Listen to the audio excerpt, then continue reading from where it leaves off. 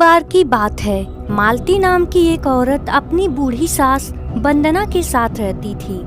मालती बहुत ही गरीब थी। उसका पति किसी और औरत के साथ घर छोड़कर चला गया था। अब उसके परिवार में कमाने वाला कोई नहीं था।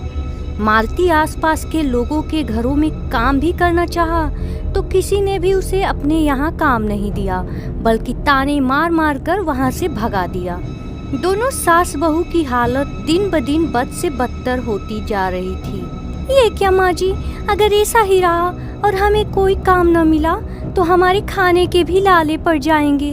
हाँ, तुम सही कहती हो बहू, पर अब तू करेगी भी क्या? जिन लोगों के घर तू काम मांगने जाती, वहाँ भी लोग तुझे ताने मार मार कर भगा देते। हम दोनों का नसीब ही फूटा है। एक बेटा था, वो भी नालायक किसी गैर औरत के साथ घर की जमा पूंजी लेकर भाग गया और तुझे भी काम मिलने से रहा। लगता है हमें ऐसे ही भूख से तड़प तड़प कर मरना लिखा है। माँ जी, आप ऐसी बातें क्यों करती हो? आप हिम्मत मत हारो, हम कुछ न कुछ इंतजाम जरूर कर लेंगे। भगवान पर भरोसा रखो, अगर उसने हमें पेट दिया है तो खिलाएगा भी वही। दोनों सास बहू की जिंदगी ऐसे ही गुजर रही थी। एक दिन मालती अपने खाली पड़े खेत से गुजर रही थी, तभी उसके दिमाग में एक ख्याल आता है। अरे, हमारे पास कुछ नहीं है तो क्या हुआ, पर ये छोटी सी जमीन तो है, हम इसमें ही मेहनत करके अपना गुजारा आसानी से कर सकते हैं। मालती घर जाकर अपनी सास से अपने विचार कहती है तो उसकी सास उससे कहती है, हाँ मेरी बच्ची, वो जमीन 2-3 सालों से बिल्कुल वैसे ही पड़ी है, तो उसमें क्या उगाएगी? हमारे पास तो बीज खरीदने के भी पैसे नहीं हैं। माँ जी, मैं सोचती हूँ मैं माँ के दिए चेन बेच देती हूँ, हमें इससे कुछ न कुछ तो मिल ही जाएगी, जिससे हम अपने खेत में कुछ सब्जियों के पौधे लगा देंगे। सब्जियाँ 1-2 महीने में ही तैयार हो जाएंगी और हम उन्हें बेचकर आसानी से अपना गुजारा कर लेंगे। ठीक है बहू, चल मैं भी तेरे इन कामों में अपना हाथ बटा दूंगी। अगली सुबह मालती ऐसा ही करती है। दोनों सास बहू खेत की अच्छे से जुताई करके उनमें गोभी के पौधे लगा देते हैं और अब से हर दिन वो दोनों अपने खेतों को जाती और अपनी सब्जियों का नियमित देखभाल करने लगी। एक दिन की बात है, दोनों सास बहू अपने खेतों में लगे पौधों की देखभाल करने में लगी थी। तभी उनकी पड़ोसन बिमला वहाँ से गुजरती है। बिमला मालती से बहुत जलती थी और उसे बात बात पर ताने दिया करती थी। बिमला की नजर जैसे ही मालती के खेत पर पड़ती है, वो मन ही मन जल भूनकर राख हो जाती है। अरे ये क्या, इन सास बहू को तो देखो, इनके खेत में तो हरी भरी सब्जियां लगा रखी हैं और मुझे पता तक नहीं चला।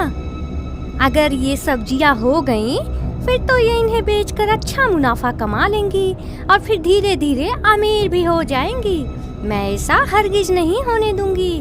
मैं इनकी ये पौधे बर्बाद कर दूंगी, फिर ना रहेंगी इनकी सब्जियां और ना ही ये कभी अमीर होंगी। और ऐसा सोचकर बिमला वहाँ से चली जाती है और दिन ढलने का इंतजार करने लगती है। इधर दोनों सास बहू अपने खेत के कामों में लगी होती हैं। अरे बहू, दिन ढलने को आया, अब हमें भी घर चलना चाहिए। जी माँ जी, बस समझो हो ही गया। आज थोड़ा देर से घर चलेंगे, पहले मैं ये काम तो खत्म कर लूं, तब तक आप थोड़ा उस पेड़ के पास आराम कर लो। मालती की सास पेड़ की छांव में बैठ जाती है और वहीं उसकी आंख लग जाती है और मालती अपने काम में फिर से व्यस्त हो जाती है। धीरे धीरे अंधेरा हो जाता है और मालती को इसका जरा भी आभास नहीं होता है। इधर उसकी पड़ोसन बिमला अपने बुरे मंसूबों को लेकर उसकी खेत की ओर चली जाती है और उसके पौधों को नुकसान पहुंचाने की कोशिश करने लगती है। तभी मालती उसे ऐसा करते हुए देख लेती है और जोर जोर से शोर मचाने लगती है।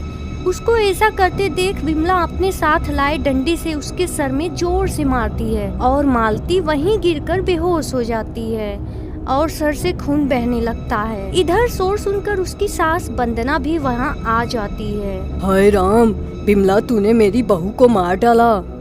ऐसा कहकर वह शोर मचाने लगती है। घबराकर बिमला भी उसे डंडे से पीट पीट कर मार डालती है और वहाँ से भाग जाती है। दैया रे दैया, इन सब्जियों के चक्कर में मुझे इन दोनों सास बहू को जान से मारना पड़ा। अब जल्दी से यहाँ से भाग जाती हूँ, वरना अगर किसी ने देख लिया फिर तो गड़बड़ हो जाएगी। इधर सर से ज्यादा खून निकल जाने से मालती भी वहीं मर जाती है और दोनों सास बहू अब चुड़ैल बन जाती हैं। इस बिमला की बच्ची ने हमें जान से मार डाला, जबकि हमने उसका कुछ भी नहीं बिगाड़ा। हाँ माँ जी, हम अब इसे जिंदा नहीं छोड़ेंगे। मर गए तो क्या हुआ, हम अपने पौधों का देखभाल फिर से करेंगे और जो भी हमारे खेत की तरफ आंख उठा कर देखेगा हम उसे जान से मार डालेंगे। दोनों चुड़ैल सास बहू पूरी लगन से अपने गोभी के पौधों का देखभाल करने लगती हैं। इसी तरह से कई दिन बीत जाते हैं और अब उनके गोभी के पौधों में खूब सुंदर सुंदर फूल लग जाते हैं। एक दिन मोहन नाम का एक आदमी उसी खेत की ओर से जा रहा था। तभी उसकी नजर मालती के उन गोभी की सब्जियों पर पड़ती है। अरे वाह, क्या बात है, इतने सारे गोभी के फूल, वो भी इस खेत में। चलो इनमें से कुछ तोड़ लेता हूँ और घर जाकर मजे से इसकी सब्जी खाऊंगा। वो ऐसा कहकर खेत से एक गोभी का फूल तोड़ने लगता है। तभी दोनों चुड़ैल सास बहू खेत से बाहर आती हैं। हा हा हा हा हा, तुम्हारी हिम्मत कैसे हुई मेरे इन गोभी के सब्जियों को छूने की? हाँ, और अब हम तुम्हें भी गोभी के फूल बनाकर अपने खेत में लगा देंगे। चुड़ैल ऐसा कहकर मोहन को गोभी बनाकर खेत में लगा देती है। ऐसे ही जब भी कोई खेत की तरफ जाता और गोभी तोड़ने की कोशिश करता, चुड़ैल उसको भी गोभी बनाकर खेत में लगा देती थी। एक दिन बिमला अपने घर पर बैठी होती है। तभी वह कहती है, बहुत दिन हो गए अपने खेतों पर नहीं गई। जब से इन सास बहुओं को मारा तब से उधर जाने की हिम्मत नहीं हुई।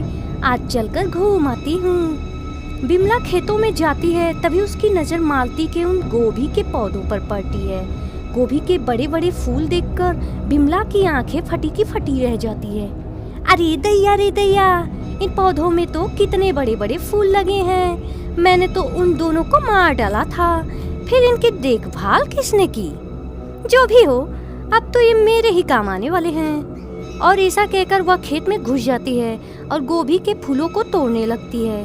तभी दोनों चुड़ैल सास और बहू सामने आ जाती हैं। अच्छा, तो तू आ ही गई अपनी मौत के पास। चलो, अच्छा हुआ, हमें भी तो अपना बदला पूरा करना था। हाँ माँ जी, इसे हमारी गोभी की सब्जियाँ खानी है। चलो ना, हम इसे खिलाते हैं।